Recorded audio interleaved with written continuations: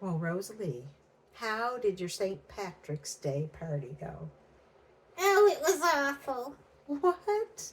Yeah, it was very blue. Blue? I thought St. Patrick's Day was all about green. We kind of remember Ireland and all the green hills of Ireland. No, it was blue. That's what I should have wore. Blue clothes. Oh, dear. Well, what happened? Well, all of us girls, we were bringing treats to share.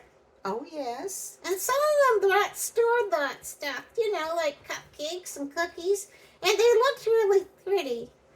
Yes. But weren't you making cupcakes Yeah, I was. with shamrock decorations? I was. And they looked so pretty, and I was so excited. Yeah.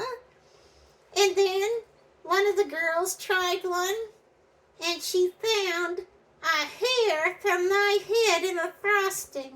Oh, no, Rosa-Leigh. And then no one would eat them. Oh, that's so sad. That's why I was so blue. I wanted to cry. And then one of my friends, she took one and ate it. And they all laughed at her and told her she was going to get sick. Oh, Rosa-Leigh. They were so unkind. Well, yes, that is unkind. Rosa-Leigh, maybe if I tell you a story, Yeah? it would help you feel a little better. Okay, what story? Well, do you know about St. Patrick? Yeah, the pot of gold and good luck. No, he didn't have very good luck. There was no pots of gold. Although, do you know what? Patrick was actually born not in Ireland, but in Britain, to a very rich family, and his parents had lots of money, so he could have all the food he wanted, beautiful house. They went on nice vacations. In fact, when he was 16 years old, they went on a vacation at the beach. Oh, I bought that. Especially this time of the year. Yeah, I know. Anyway, while they were on that vacation, pirates came and they captured Patrick. Oh no! What did they do with him? Well, they tied him up and they put him on their ship and they took him back to their land, which was Ireland. And then they sold him as a slave. What? How could they do that? Well, that's what happened. And so he had to work for his master. And he had to look after sheep and pigs. Oh, gross. That would be hard work. Yes, it would be hard work. But you know, those 6 years while he was working as a slave, he remembered things that his parents had taught him about God. How that God made everything and God loved him.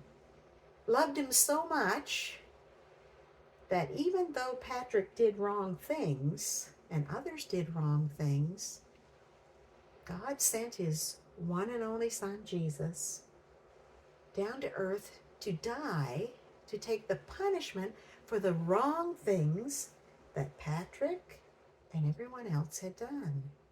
And Patrick thought on those things, and Patrick, while he was there working as a shepherd, as a slave, he came to believe in Jesus, and he talked to God, and he prayed to him while he was working. And you know what? What? He even started to tell the other shepherds, the other slaves, about Jesus. Oh, that's exciting. It was.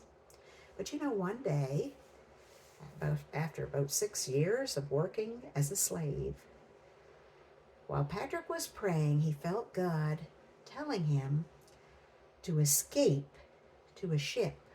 So he traveled 200 miles across the land to escape, and he ended up on a ship and went back to Britain, where he found his family. Oh, that's so exciting. He was older now, and even though he had left Ireland and all those pirates and the people that had mistreated him, he could not get Ireland off his mind. He thought of all those people there that do not know Jesus.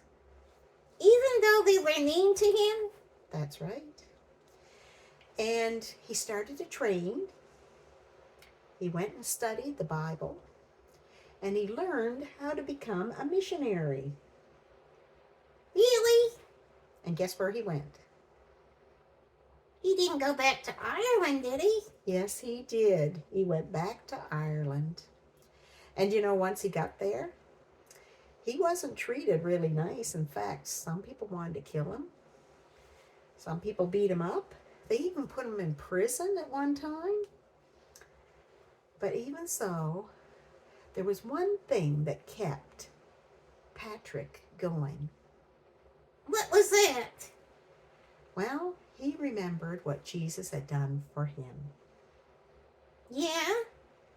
It's kind of like our verse in Ephesians 4:32. It says, "Be kind to one another, tender-hearted," that's loving, "forgiving one another, just as God in Christ forgave you." So Patrick knew that God had forgiven him of everything he had done, even though he didn't deserve it. And these people in Ireland, anywhere else as well, they needed God's forgiveness too. Oh, even like my friends.